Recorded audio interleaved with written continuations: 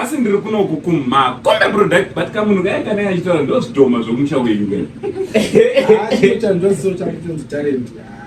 aiwa usati nditalent hakuna munana makombe product ekuita seadzipwa chii augona uchinjera umboitawo zvimwe zviritani makombe product kuita fanire munhu ari kudzipwa chii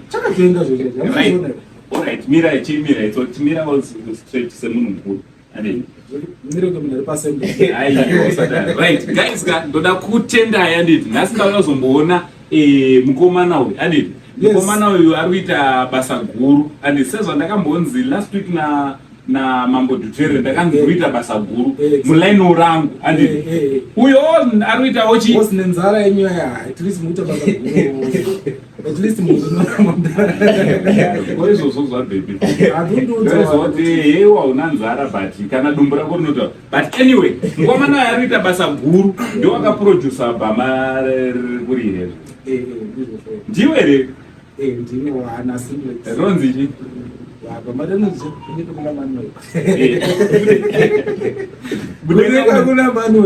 ndiye mukomana wachona mukaona zviri kuitika kutiktok nekumafacebook mayoutube ndiye mukomana wachona akadi akaita uyu uri mukomana here paripo tokwanisa kutozovhiringa vana vedu kunzoo tichiti mukomana mudhara uyu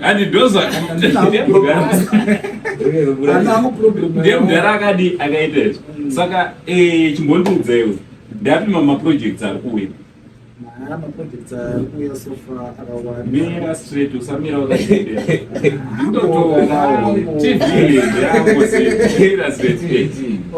maprojects ari kuuya taurisa so far pekutanga tine reading rezimdanzo indoita misambo yakasiyana siyana zimdanzo ana simplex watorwa basa ndoda kwete zvekutamba so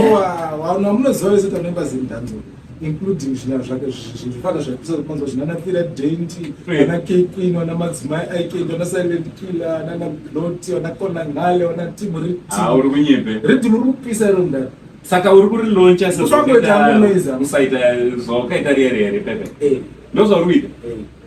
izvi zviri kuitwa musi wani but December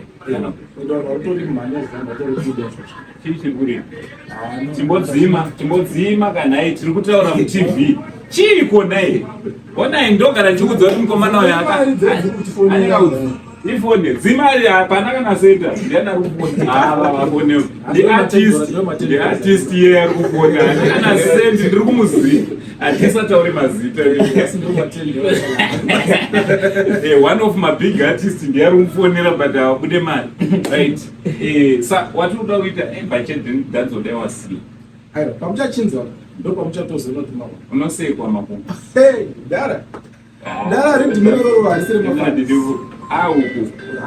indatingoma ndiani ari kufona ndiratidaire so mukomana ari kubuditsa ndore kutanga nditi kudhanzora that's the first one right esori hardcore chachara kwete aiwa sazvibhigi isusu zvakaita onai mano chero kujoma ndanga aiwa inzwaga makumba akamboita rhythm remusumbura takabhiga wani paipe ndakabhigawo neniwo ndatoona kuti apa wachimhanya ende aminoti wakazvifunga sei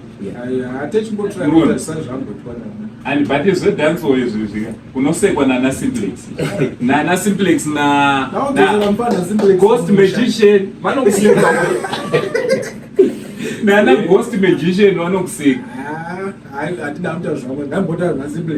taura mazita uri kumutyaka kubata ghost magician ghost magician anokukwata mukomana ndomuze zvangu antibati ndo ndikuzoni akuenda musha ndisimplex simplex uri kumureza simplex ngatopenge mabhegi goze riti ngatopesa